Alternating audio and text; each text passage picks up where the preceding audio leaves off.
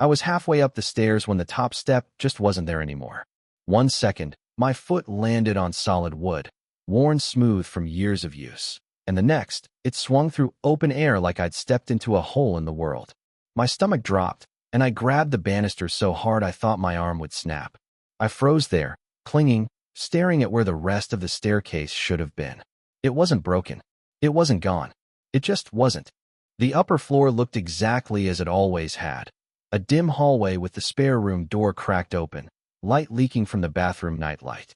But between me and that hallway stretched a yawning gap of nothingness, an absence that pulsed in my vision like static.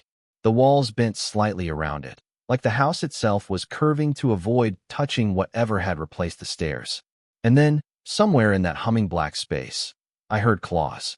Not loud, just a faint scritch moving back and forth, as if pacing, as if waiting. That's when I realized I wasn't supposed to be looking at it. I should have run. Every instinct screamed at me to back down the steps, out the front door, into the cold night air where things at least made sense. But I couldn't move.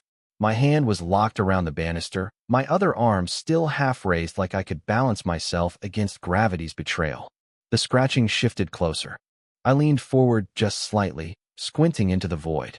That's when I saw it. 2 pinpricks of light, not bright, not glowing. More like the faint reflection of street lamps in dark glass. They hovered low, almost level with where my knees would have been if the stairs had continued. Eyes. My throat made this dry clicking noise, but no sound came out. And then it moved. Not a step, not a lunge, just a flicker, like my vision had skipped a frame and the thing was suddenly 2 feet to the left. The banister vibrated in my grip, as though the house itself shuddered when it shifted. That's when the nightlight upstairs blinked out. And I swear, in that instant of absolute blackness, something exhaled right against my ankle. I yanked my leg back, so fast my heel slammed into the step behind me. The pain shot up my calf, but I didn't dare cry out. My heart was hammering so hard I thought it might burst out of my chest and tumble into that black gap where the stairs should be. I pressed my back to the wall, trying to make myself as small as possible. For a few awful seconds, there was only silence, no claws, no breath, just the groan of the old house settling. I almost convinced myself I'd imagined it. Then the smell hit me. It was sharp and chemical, like scorched plastic mixed with wet dog. The kind of stench that sticks in your throat and makes you gag. It poured out of the void, thick and choking, as if whatever lived in there had just pressed its face close to the edge. I tried to look away, I really did. But my eyes snapped back to the dark before I even realized it, like something was pulling at them. And in that thick, shifting black, I swear I saw its shape for the first time. A dog. Or at least, that's what my brain insisted. For legs. Too tall. Too thin. Its back arched wrong, like a question mark, and where the head should have been there was just more void. A hole inside a hole. It crouched as if ready to leap. That's when every light in the house flickered. Once, twice, and then died. The darkness wasn't normal. I've been in blackouts before. You wait a few seconds and your eyes adjust, shapes return, maybe moonlight cuts through a window. But this was different. It was thick, suffocating, like the kind of dark that lives behind your eyelids. And in it, the house felt wrong. The walls weren't where they should have been. The air pressed closer, heavier, like I'd stepped into a smaller room without moving at all. My hand slid along the banister, but the wood was slick now, almost warm, like I was holding onto skin. I heard the claws again. Not from the void this time. From behind me. Slow, deliberate taps on the floorboards. Coming down the steps I'd just climbed. My breath hitched. The thing in the gap hadn't moved, but something else had found its way inside. I couldn't see it, couldn't even turn fully toward it in the crushing dark, but I felt the weight of its stare boring into my back. And then a whisper, low and wet, brushing my ear like static. "Why are you here?" The air shifted, warm and damp, and for a split second I thought I felt hair brush my cheek. I bolted down the stairs blind, nearly ripping the banister off the wall as I went. I hit the bottom step so hard my knees almost buckled. My hands fumbled in the dark until they smacked against the front door. I twisted the deadbolt, yanked the knob. Nothing. The door didn't even rattle in its frame. It was like the wood had grown into the wall, part of the house's skeleton now. My chest tightened. I turned, hoping the kitchen door to the backyard was still there, but the layout was wrong. The living room stretched in a warped curve, bending away in both directions like the inside of a circle. No corners, no familiar hallways. Just a looping wall with doors spaced evenly around it. And above me, the sound of claws again. But not from the void. From the ceiling. I looked up just in time to see a shape detach itself from the dark rafters. Too fast to catch, but large, heavy, and moving like it knew exactly where I was. I stumbled backward, slammed against one of the strange doors, and out of sheer panic twisted the knob. It opened. The smell of antiseptic hit me instantly. The sterile reek of alcohol swabs and latex gloves. Fluorescent lights spilled through the gap, and for one insane moment I thought I'd stumbled straight into a hospital hallway. And standing in the middle of it, blocking the way, was a nurse in an old-fashioned uniform. Her cap tilted forward just enough to shadow her face. She didn't move, didn't blink, just raised one hand slowly and pointed down the hallway behind her. Every part of me screamed not to step through that door. But behind me, something big and wet-sounding landed on the floorboards. The claws dragged once, long, slow, like a warning. So I did the only thing I could. I slipped past the nurse into the hallway. The door slammed behind me with a metallic clang. When I spun around, the wood was gone, replaced by a smooth steel wall, seamless, like it had never been a doorway at all. The nurse was already walking. Not fast, not slow. Just steady. Her shoes clicked faintly against the linoleum, the sound swallowed almost immediately by the humming of overhead lights. I followed, not because I trusted her, but because there was nowhere else to go. The hallway seemed endless. Identical doors lined each side, each marked only with a black number stenciled onto the frame. 302, 303, 304. The sequence went up as we walked, curving ever so slightly, like this place had no straight lines. And then, at 317, the nurse stopped. She turned her head just enough for me to glimpse her profile, and my stomach lurched. Her skin wasn't skin. It was paper white, stretched too tightly over the bone, and where her eye should have been was a deep, sunken hole. Her mouth opened, impossibly wide, and the sound that came out wasn't words. It was the hospital intercom. Room 317. It blared, metallic and flat. Patient not stable. The door to 317 creaked open by itself. I swear, something inside was breathing. I didn't want to go in. God, I didn't. But the nurse was blocking the hallway now, her head still tilted, that awful empty I trained on me. Behind her, the corridor stretched on forever, no exit in sight. My choices were clear, forward or nowhere. The door yawned wider as if it could sense my hesitation. Cold air spilled out, carrying the faint smell of rust and mildew, the sour tang of something long dead. I stepped inside. The room was dim, lit only by a single swinging bulb that buzzed overhead.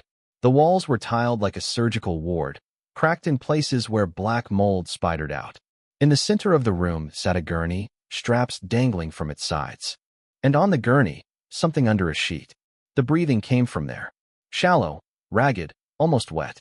I inched closer, each step echoing too loudly. The sheet rose and fell with the sound, like a chest struggling to draw in air. For a moment, I thought maybe it was a person, maybe I'd stumbled into some nightmare, but at least there was someone here. But then the breathing stopped. The sheet stilled, and a hand shot out from beneath the fabric. It wasn't human. The fingers were too long, the joints bending the wrong way, the skin black and slick like oil. The hand clamped around my wrist with bone-crushing strength, and from under the sheet came a voice, my own voice, hissing through clenched teeth. Don't leave. It's worse out there. The grip tightened until my bones ground together. I gasped, tried to wrench free, but the thing under the sheet was stronger, inhumanly strong. Let go, I shouted, my voice ragged with panic. The sheet shifted. Slowly, deliberately, the figure beneath sat up. The cloth slid back just enough to reveal its face. My face, staring at me with eyes so black they looked punched out. Its mouth stretched too wide, a mockery of mine, and it whispered again in my own voice. If you walk out that door, you'll never come back. I yanked harder, desperation giving me strength, and with a sickening pop my wrist tore free. The thing's hand left behind a smear of black sludge that burned against my skin. I stumbled backward, slammed against the wall, and the bulb overhead flickered violently. In those stuttering flashes of light, the sheeted figure slid off the gurney. Not stood, slid, like gravity bent differently for it. It advanced on me, limbs jerking with the rhythm of the flicker, moving closer every time the light blinked off. Behind me, the door to the hallway creaked open again. The nurse stood there, silent, her empty gaze fixed on me. She lifted one finger and beckoned. I didn't think. I bolted past her, back into the corridor. But the hallway wasn't the same anymore. The numbers on the doors no longer climbed in order. 402, 219, 666. They spiraled into nonsense, repeating, skipping, rearranging themselves as I ran. And over it all, echoing from somewhere behind me, was my own voice laughing. The numbers blurred as I ran, until they weren't even numbers anymore, just jagged symbols etched into the doors, shapes that hurt to look at. The floor seemed to dip and rise beneath my feet, like I was sprinting across the spine of some enormous animal. And then the lights began to fail. Not all at once, but one by one. Each fluorescent tube crackled, fizzled, and went black. The darkness closed in behind me, swallowing whole stretches of hallway in seconds. I could hear something moving in it. Wet, dragging steps, the slap of two heavy limbs. I pushed harder, lungs burning. Ahead, a door stood slightly ajar, golden light leaking through the crack. Warm, human, different from the sterile glow that lined the rest of this place. I slammed through it, shoulder first, and found myself standing in my own living room. Everything was exactly as I'd left it. The couch, the stack of unopened mail on the table, the faint hum of the fridge in the kitchen. For one dizzying heartbeat, I thought maybe it was over, that I'd somehow snapped awake from the worst nightmare of my life. Then I noticed the windows. Every pane of glass showed the same thing. Not my street, not the night outside, but a black void stretching in all directions. And in that void, just beyond the glass, dozens of pale faces pressed close, watching me. All of them were mine. At first, they just stared. Dozens of me, pale and slack-jawed, their mouths twitching like they were trying to form words. Then the glass began to flex. Not crack, not yet. Just bow inward, as if the void outside had weighed, and those faces were pushing against it. Their lips started moving in unison, and though I couldn't hear anything, I felt the words vibrate through my chest. Let us in, let us in, let us in. I staggered back, tripping over the coffee table. My wrist still burned where the black sludge had smeared me, and when I glanced down, I saw it had seeped into my veins. The lines were darker there, spiderwebbing under my skin. The window nearest the couch bulged.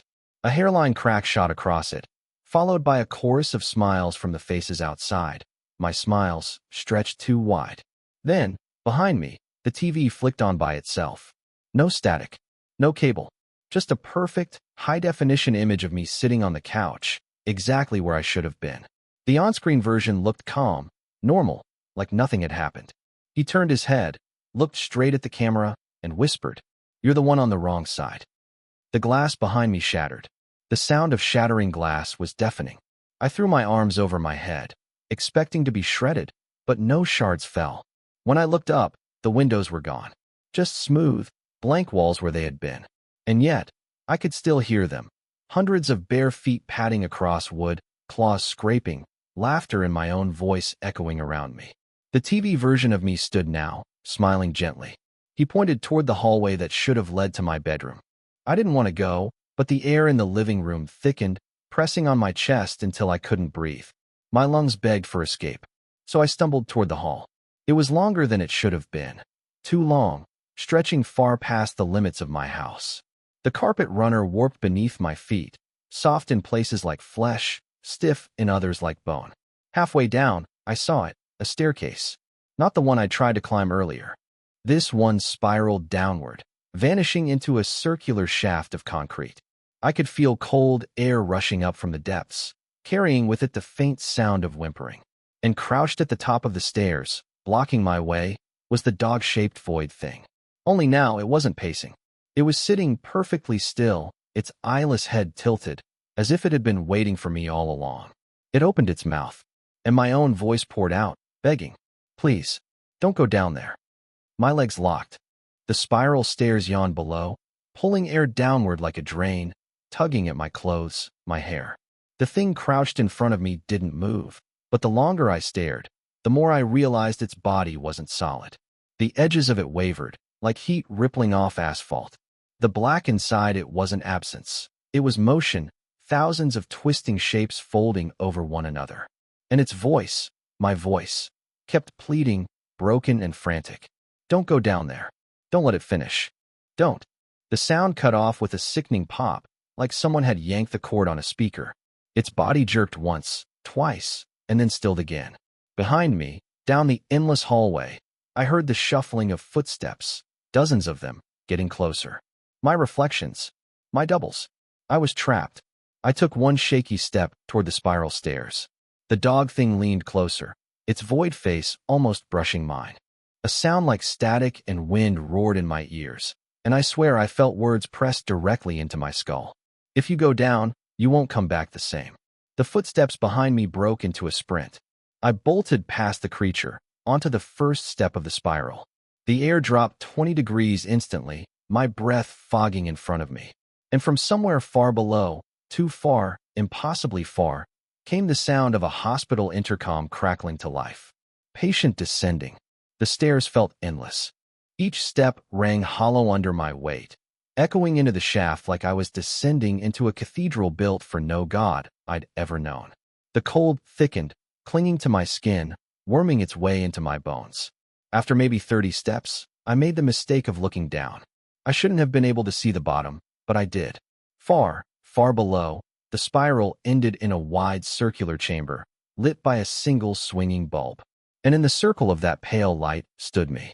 Not moving, not pacing, just standing perfectly still, head tilted upward like he'd been waiting for me to look. I froze. The figure raised its hand, my hand, and pressed a finger to its lips. Shoo! Behind me, above, the reflections had reached the top of the stairs. I didn't have to see them. I felt the press of their presence, their voices murmuring in unison like a hive of bees. And then the stair beneath my foot lurched. For a second I thought it was breaking, that I'd fall straight through, but no. The step moved. The whole spiral shuddered and began to rotate, like a corkscrew turning deeper into the earth. The motion carried me downward whether I wanted it to or not. And all the while, the other me at the bottom just kept smiling, waiting. The spiral dragged me down like an escalator I couldn't step off of. My legs shook, but I didn't dare stop moving. The thought of getting caught in its grinding rhythm made my stomach clench. The chamber at the bottom grew larger with each turn, the swinging bulb casting dizzy arcs of light across the concrete walls. My double never shifted, never blinked, just stared up at me with that same patient smile.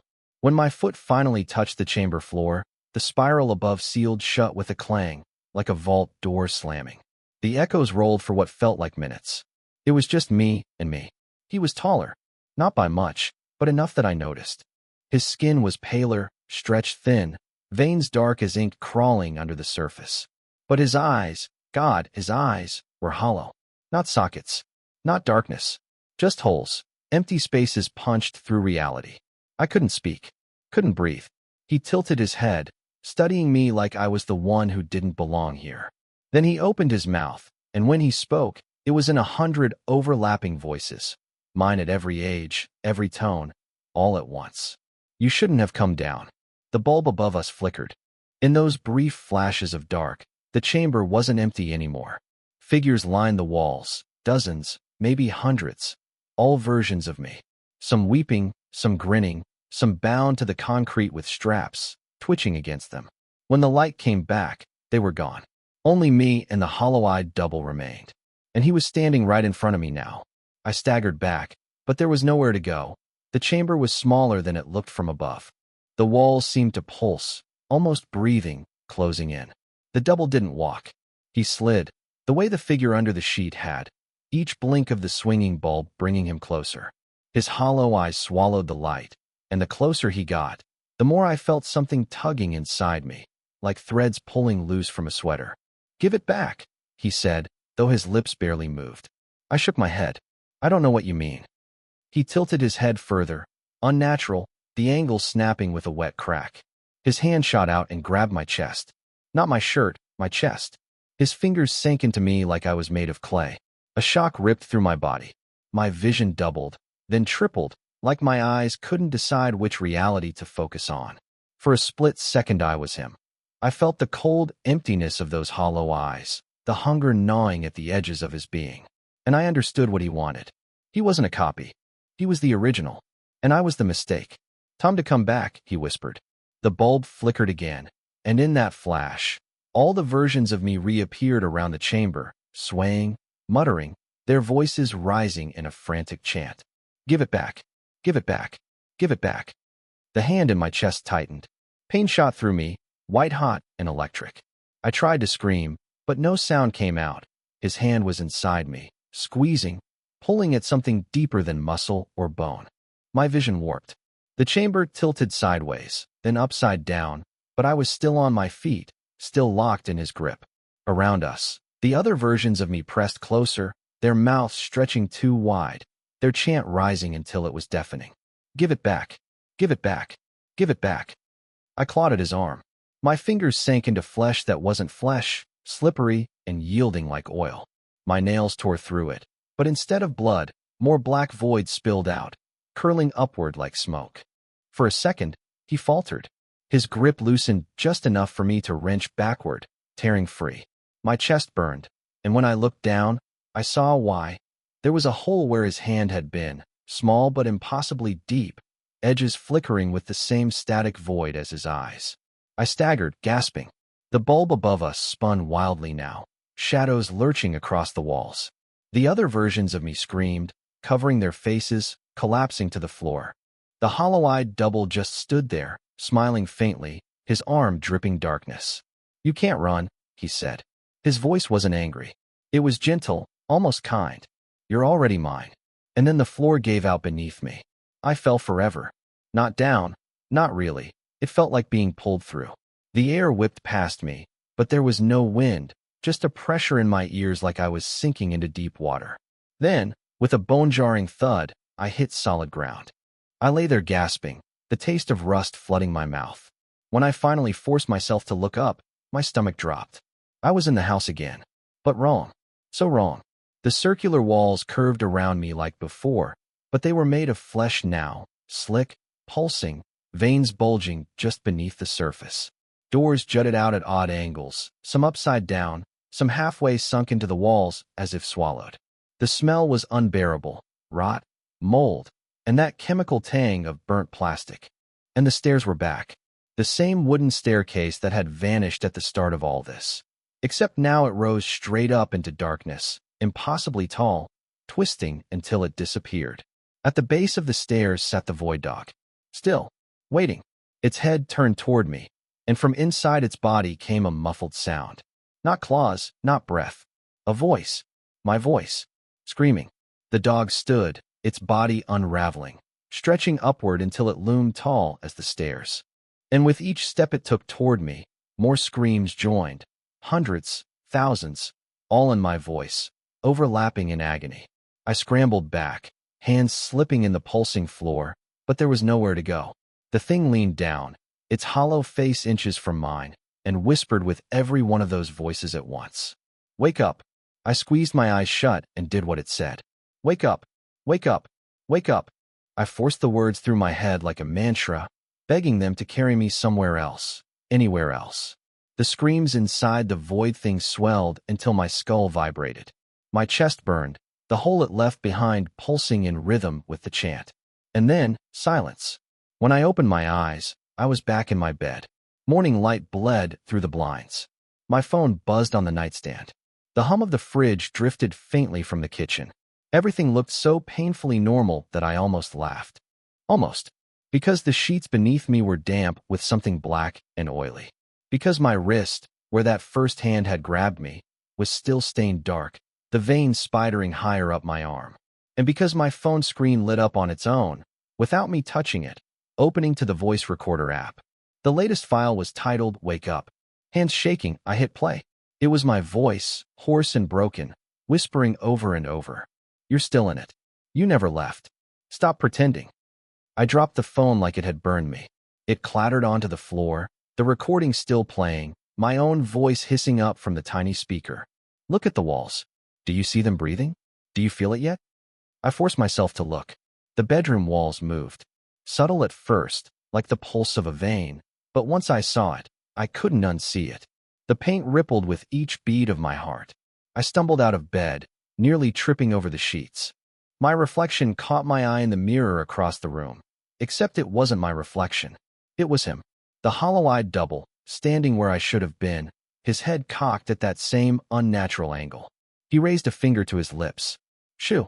Behind me, the phone speaker crackled louder. My own voice again, but frantic now, desperate. Don't look at him. Don't listen. Just run. The reflection's mouth split into that too-wide grin. And then, God help me, it stepped forward, out of the mirror, dragging the glass with it like a curtain tearing loose from the wall. I didn't think. I bolted for the door. When I yanked it open, there were no stairs, no hallway. Just the circular room again, lined with doors, stretching on forever. And all around me, in every doorway, versions of myself waited, smiling. They didn't move at first. Just stood in their doorways, hundreds of me, their faces frozen in grins that were almost human but stretched just a little too far. Then the lights flickered, and every single one of them took a step forward in unison. The sound was unbearable. Hundreds of bare feet slapping against the pulsing floor, hundreds of voices humming under their breath, perfectly in sync. The air thickened, heavy and damp, and I realized they weren't humming. They were breathing. My breath. I stumbled backward, spinning, searching for a way out. But the circle just kept curving, doors repeating, faces multiplying. Each step I took, another me stepped out. They were closing in, tightening the ring. And then I saw him. The hollow-eyed double stood in the crowd, taller now, towering above the rest. His voice boomed inside my skull, drowning out everything else. You thought you were the original, but you were only the dream. The crowd surged. Dozens of hands, my hands, grabbed me, pulled me down to the floor. I thrashed, kicked, screamed, but every mouth around me screamed too, until I couldn't tell which voice was mine anymore. The last thing I saw before the lights went out was the void dog, sitting calmly in the center of the circle, watching. Its head tilted as if amused, its body trembling with the laughter of 1,000 versions of me. And then, nothing. No sound. No light. No self. Just the terrible certainty that I hadn't woken up at all. That maybe none of us ever do.